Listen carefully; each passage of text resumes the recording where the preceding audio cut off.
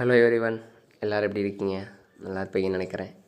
நம்ம லாஸ்ட் வீடியோலாம் இதை பற்றி பார்த்துருந்தோம்னா ஹோட்டல் இண்டஸ்ட்ரி அதை பற்றி தான் பார்த்துருந்தோம்.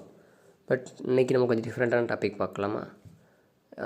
இன்றைக்கி நம்ம பார்க்க போகிற டாபிக் வந்து எஸ்பிஓ. இது ஒரு online business. SBO means school of business organisation. அதை பற்றி கொஞ்சம் என்னென்னு பார்க்கலாமா? ஆக்சுவலாக எஸ்பிஓனா ஒரு ஆன்லைன் பிஸ்னஸ். இது ஆல்மோஸ்ட் 7 இயர்ஸாகவே ஆன்லைனில் போயிட்டுருக்கு. பட் நான் ஜாயின் பண்ணது 2023 செப்டம்பர் சம்திங்லாம் ஜாயின் பண்ணேன். அந்த டைமில் டாஸ்க் வேறு மாதிரி இருந்தது. இப்போ இருக்க டாஸ்க் கொஞ்சம் டிஃப்ரெண்ட்டாக அப்டேட் பண்ணியிருக்காங்க. வேறு ஒன்றும் இல்லை. இப்போ இருக்க டாஸ்க்லாம் பண்ணால் நீங்கள் நிறைய கற்றுக்கலாம் ஆன்லைன் ரிலேட்டடாக. இந்த வீடியோ வந்து எதை பற்றி இருக்க போகுதுன்னா, எஸ்பிஓட ரேட்டிங் ஆர் ரிவ்யூ, என்னோடய ரிவ்யூ அப்படின்னு வச்சுக்கோங்க. எஸ்பிஓ ரேட்டிங் கம்பேர் பண்ணும்போது அதுக்கப்புறமே நான் நிறைய பிஸ்னஸை ஜாயின் பண்ணிட்டேன். அது நேம் சொல்ல வேண்டாம். அதுக்கப்புறமே 4 to 5 ஆன்லைன் ஜாபில் ஜாயின் பண்ணேன். இப்போ அது எதுவுமே கிடையாது.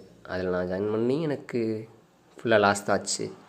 பட் எஸ்பிஓ கம்பேர் பண்ணும்போது எஸ்பிஓ மாதிரி யாருமே கிடையாது. இது வரைக்கும் நான் எஸ்பிஓவில் நானுமே எதுவும் எடுத்ததில்லை. ஆல்மோஸ்ட் 2000 தான் இன்வெஸ்ட் பண்ணியிருந்தேன். 500 தான் எடுத்திருக்கேன் ப்ராஃபிட். அதுக்கு மேலே எதுவுமே எடுத்ததே இல்லை இது வரைக்கும். இருந்தாலுமே எனக்கு எஸ்பிஓவில் ட்ரஸ்ட் அப்போலேருந்து இப்போ வரைக்கும் அப்படியே தான் இருக்குது. என்ன கொஞ்சம் டிலே பண்ணுவாங்க, வேறு ஒன்றும் நெகட்டிவ் பாயிண்ட் எஸ்பிஓவில் சொல்ல முடியாது. இப்போது ரேட்டிங் 10 out of அப்படின்னு கேட்டிங்கன்னா எவ்வளோன்னா 10 out of 8 சொல்லுவேன் நான். எனக்கு எஸ்பிஓவில் நிறைய நம்பிக்கை இருக்குது. தேங்க்யூ. நெக்ஸ்ட் வீடியோவில் பார்க்கலாம்.